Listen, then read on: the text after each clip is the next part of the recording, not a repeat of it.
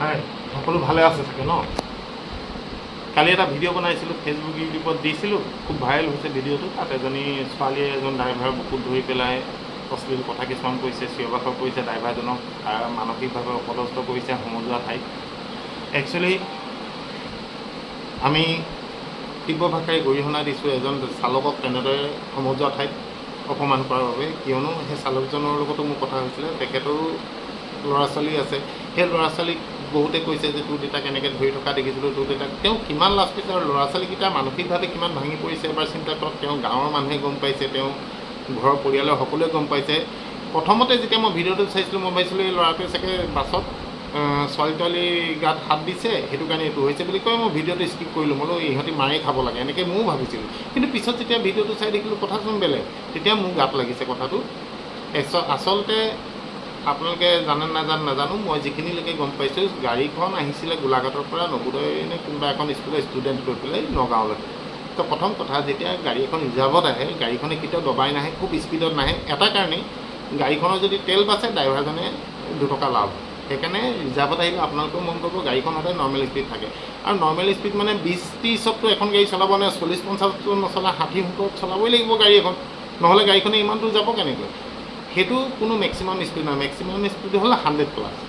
তো এখন গাড়ী গৈ আছে, 4খন গাড়ী আগত আছিলে এই বাছখনৰ আগত, একদম আগত ডিজায়াৰ এখন আছিলে। সেই ডিজায়াৰখনে কোনোবা এখন গাড়ীক অভাৰটেক কৰিব যাতে আগৰ পৰা গাড়ী আহিলে কাৰণে ডিজায়াৰখনে খাৰা ব্ৰেক মাৰিলে। তেতিয়া ডিজায়াৰখনৰ পিছত এখনকৈ মাৰিলে, লাষ্টত এই বাছখনে গৈ পেলাই পিছফালৰ পৰা বাছখনেও মাৰিলে। এক্সিডেণ্টটো হ'ল সেইটো যে একদম আগত প্ৰথম গাড়ীখন ডিজায়াৰ আছিলে, সেইখনে ব্ৰেক মৰাৰ কাৰণে পিছৰ 4খন গাড়ী এক্সিডেণ্ট হ'ল। একদম বাছখন লাষ্টত আছিলে, বাছখনে গৈ বিল্ডিংখনত মাৰিলে, ছোৱালীজনী গাড়ীখনত মাৰিলে, এক্সিডেণ্ট হ'ল। এইটো এতিয়া ভুল কাৰ, শুদ্ধ কোন, ভুল কোন, সেইবোৰ কথা আইনে বিচাৰ কৰিব। কথা হ'ল ছোৱালীজনীয়ে ইমান সাহস কেনেকৈ পালে এজন ড্ৰাইভাৰৰ বুকুত ধৰি পেলাই, ইমান দেৰি বুকুত ধৰি আছে, তাই কোনোবাই এৰি দে বুলি কওঁতেও নেৰো বুলি কৈছে। ছোৱালীজনীৰ মুখখন মই ইয়াত দেখুৱাই দিছোঁ, চব সেইজনী ছোৱালী। দুখো লাগিছে, কি কৰিম। কিন্তু ড্ৰাইভাৰক এনেকৈ শাৰীৰিকভাৱে অপদস্থ কৰিলে কেতিয়াও আমি মনে মনে নাথাকোঁ। আৰু 99% মানুহে আমাক ছাপোৰ্ট কৰিছে, তাৰ কাৰণে অশেষ ধন্যবাদ আপোনালোকক। 2-এজন মানুহে নিগেটিভ কথাও কৈছে, কোনোবাই কৈছে কাণৰ লতি ছিঙি দিম, কোনোবাই কৈছে মুখ ভাঙি দিম। তেনেকুৱা ধৰণৰ কথাবোৰ নক'ব, আইনৰ ওপৰত একো নাই। আপোনালোকে যদি কাণৰ লতি ছিঙে, মুখ যদি ভাঙে, তাৰ পিছদিনাখন আপোনালোকে গম পাব তাৰ ছিঙাৰ পৰিণাম কি হ'ব। কাৰণ আমি আপোনালোকক মাৰপিট কৰিবতো নোৱাৰোঁ, আমি আইনৰ সহায় ল'ম। আৰু আমাৰ সংগঠন আছে, আমি ভয় কৰিবলগীয়া একো নাই। আমি পূৰ্ণদমে প্ৰতিবাদ কৰিম, আৰু এইটোতো বিৰাট ডাঙৰেই প্ৰতিবাদ হ'ব। এতিয়ালৈকে আমি কি কৰিম ঠিক কৰা নাই, কিন্তু যদি ছোৱালীজনীয়ে দুদিনৰ ভিতৰত ক্ষমা নোখোজে সেইজন ড্ৰাইভাৰৰ ওচৰত, তেনেহ'লে হয়তো অসমত যাতায়াত ব্যৱস্থাও বন্ধ হৈ যাব পাৰে। তো এইটো কাৰণে মই চবৰ ওচৰত ক্ষমা প্ৰাৰ্থী, আপোনালোকে আমাক বেয়া নাপাব। আমি অসম বন্ধ নিদিওঁ, আমি চকা বন্ধও নিদিওঁ, আমি কৰ্মবিৰতি কৰোঁ যে আমি গাড়ী নচলাওঁ যেতিয়ালৈকে ইয়াত বিচাৰ নহয়। তেতিয়া কিন্তু আপোনালোকৰ কষ্ট হ'ব, দুখ হ'ব, তাৰ বাবে আপোনালোকে দুখ নিদিব। কিন্তু এনেকুৱা ধৰণৰ যদি ড্ৰাইভাৰক অপমান কৰি থাকে, আমি সদায় মাত মাতি যাম। আমি আজীৱন, মই মৰালৈকে মই মাত মাতিম। আৰু মোৰ লগৰ গোটেই সংগঠনৰ যিমান ড্ৰাইভাৰ আছে সকলোৱে মাত মাতিব। ৰাতিৰ পৰা এতিয়ালৈকে অহৰহ মোলৈ ফোন মেছেজ আহি আছে যে ইয়াৰ এটা বিচাৰ লাগে, আৰু ইয়াৰ বিচাৰ লাগিব, দুদিনৰ ভিতৰত ছোৱালীজনীয়ে ক্ষমা খুজিব লাগিব।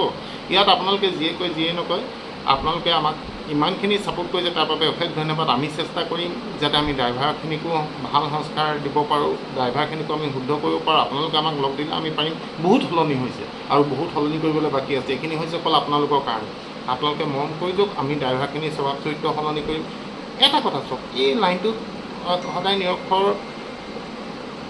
মানুহখিনি আহে, যে এই লাইনটোত আহিবলৈ সহজ, সেই মানুহখিনিক আমি ঠিক কৰাৰ দায়িত্ব আমি সমাজে ল'ব লাগিব। আপোনালোকে এনেকৈ আমাক লগ দি যাব, আমি যিমান পাৰোঁ এখন সুন্দৰ চালক সমাজ আপোনালোকক দিবলৈ মই চেষ্টা কৰিম। আৰু আমাৰ সংগঠনেই অহৰহ লাগি আছোঁ আমি চালকসকলক শুদ্ধ ৰূপত লৈ যাবলৈ।